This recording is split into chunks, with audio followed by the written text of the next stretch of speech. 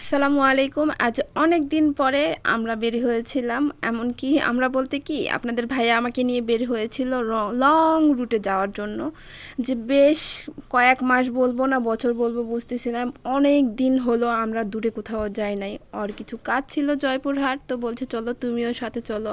তো যেতে যেতে একদম কিন্তু আমরা এই যে বদলগাছি এসে গিয়েছি। তার আগে কোনো ভিডিও করি নাই, শুধুমাত্র আমি আকাশটা দেখছিলাম, মন প্রাণ একদম উজাড় করে দিয়ে। সুবহান আল্লাহ, সুবহান আল্লাহ, সুবহান আল্লাহ।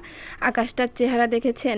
তো যদিও বা রোদ ছিল রাস্তায় অনেক বেশি, তারপরে এমন একটা মানে আকাশ দেখে মানে শান্তি না পেয়ে কোথাও যেতে পারবো না। আমরা যারা প্রকৃতিপ্রেমী বা আল্লাহর সৃষ্টির সৌন্দর্যে আমরা মুগ্ধ হয়ে থাকি।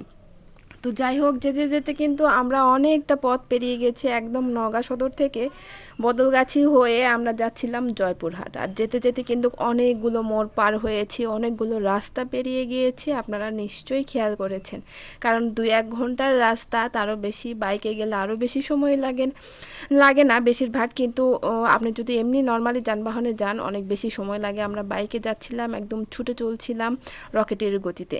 যদিও বা এভাবে বাইক চালানো ঠিক নয়, তবুও আমরা যাচ্ছিলাম আমাদের আয়ত্তে কন্ট্রোলে নিয়ে বাইকটা। তো যেতে যেতে কিন্তু আমরা জয়পুরহাটের একদম সম্মুখ ভাগ যেটাকে বলে, যে বদলগাছি পার হয়ে থেকে তারপরে জয়পুরহাটের যে মুখোমুখি সেইখানে পার হচ্ছিলাম। যেতে যেতে অনেক ভিড়, শহরের মধ্যে কিন্তু একটু ভিড় হয়, এটা স্বাভাবিক। তবে যেতে যেতে আল্লাহ রক্ষা করেছে যে এমন একটা অ্যাক্সিডেন্ট, সামান্য এক মানে ইঞ্চিও জায়গা ফাঁকা নেই যে টমটমটা বের হয়ে গেল আমাদের গাড়িতে এসে ধাক্কা মানে দিতে না দিতেই। এমন একটা অবস্থা যে সামান্যর জন্য আল্লাহ তালার কাছে লাখো লাখো শুক্রিয়া আছে, তিনি আমাদের বাঁচিয়েছেন, নাহলে ধাক্কা লেগে আমরা পড়ে যেতাম। তো যাই হোক, আল্লাহকে শুক্রিয়া জানিয়ে আমরা সামনের দিকে এগিয়ে যাচ্ছি। আর যেতে যেতে কিন্তু আমরা একদম মূল শহর যেটা জয়পুরহাটের রেল গেটে যেখানে, সেইখানে চলে এসেছি। এসে দেখি একটু জ্যাম। তো আমরা সচরাচর সবাই জানি যে রেল গেটের এখানে বরাবরই জ্যাম হয়ে থাকে, সেটা যেইখানকারই হোক না কেন স্থান। তো সেইখানেই কিন্তু জ্যামটা ট্রাফিক ভাইয়েরা সুন্দর করে নিয়ন্ত্রণ করছিলেন, সেটারই কাজ করছিল। যদিও বা একদম তিক্ত মানে রোদের কড়া রোদ ছিল গতকালকে, আর আবহাওয়াটা মানে আকাশের চেহারাটা ছিল সুবহান আল্লাহ।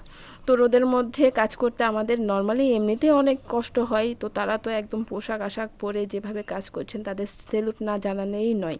তারা অক্লান্ত পরিশ্রম করেন, মাশাল্লাহ। তো আমরা কিন্তু সেগুলো জ্যাম পাড়ি দিয়ে এবার সামনের দিকে এগিয়ে যাচ্ছি জয়পুরহাট একদম মেন শহরে, যেখানে মেন ইয়েতে বাজার সেইখানে।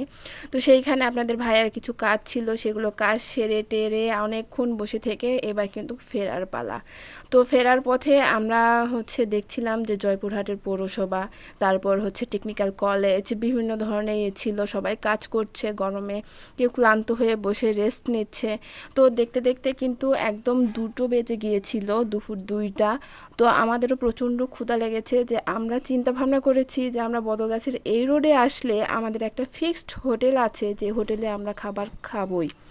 তো এতদিন পর্যন্ত সেখানেই খাচ্ছিলাম আর সেখানেই ছুটে চলেছিলাম খাবার খাওয়ার উদ্দেশ্য। ক্ষুধাও লেগেছে, আর আকাশের পরিস্থিতি দেখেন কি অবস্থা, একদম মেঘে ঘনঘাটা হয়ে গেছে, কালো হয়ে গেছে। ক্যামেরায় কতখানি বোঝা যাচ্ছে জানি না, তবে সামনাসামনি ভয়ঙ্কর রূপ ধারণ করেছিল।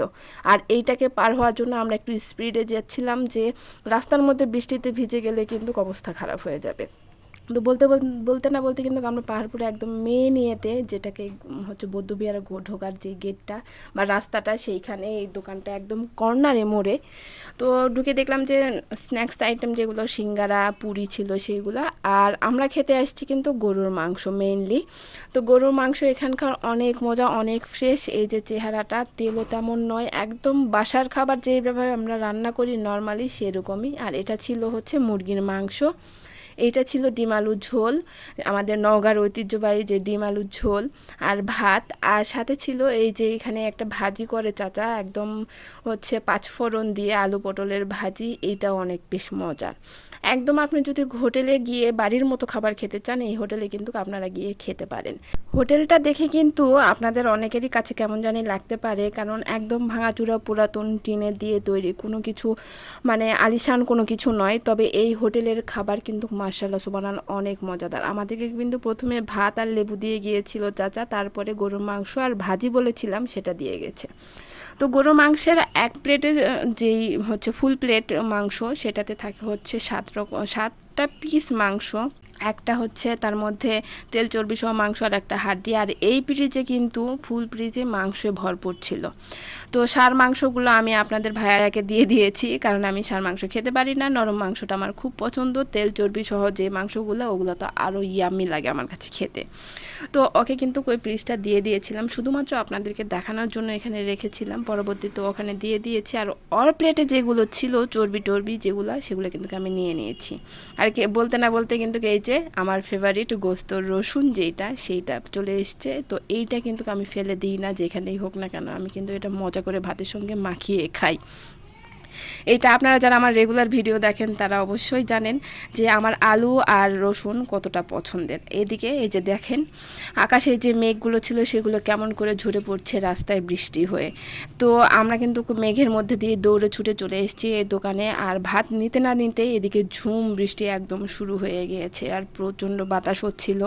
তো আমরা ভাত খাচ্ছিলাম আর বৃষ্টিটা এনজয় করছিলাম। মাশাআল্লাহ সুবহানাল্লাহ। তো এই বৃষ্টির মধ্যে যদি আমরা পড়তাম তাহলে কি অবস্থা হতো বলুন তো। তাই তো জোরে টোরে একদম মোটরসাইকেল টেনে নিয়ে এই হোটেলে এসে খেতে বসে গিয়েছি, আর বৃষ্টি পড়তে শুরু করে দিয়েছে। তো আল্লাহকে শুকরিয়া যে আমাদের রাস্তায় ভিজতে হয় নাই, তাড়াতাড়ি চলে আসতে পেরেছি। তো খেতে খেতে বৃষ্টি থেকে দেখে কিন্তু আমি আবার খেতে বসছি। এসে এই যে চর্বি দেখাচ্ছিলাম, আর ফ্রিজ থেকে আমি কিন্তু চর্বি নিয়ে নিয়েছি। তো এই চর্বিটা কার কার পছন্দ অবশ্যই কমেন্ট করে জানাবেন। আমার তো খুব ভালো লাগে, গোস্ত না হলেও হবে, চর্বি আলু এইগুলা দিয়ে আমার খাবার হয়ে যায়। প্রায় 1-1.5 ঘন্টার মতো বৃষ্টি হয়েছে। যখন হালকা একদম টুপটাপ বৃষ্টি পড়ছিল তখন আমরা বের হয়ে গেছি বাড়ির উদ্দেশ্যে। তবে হ্যাঁ, বাড়ির উদ্দেশ্যে বের হয়েছি, বাট তারও আগে মাতাজি গিয়েছি, মহাদেবপুর গিয়েছি, সেটার ব্লগ কিন্তু পরবর্তীতে আসছি।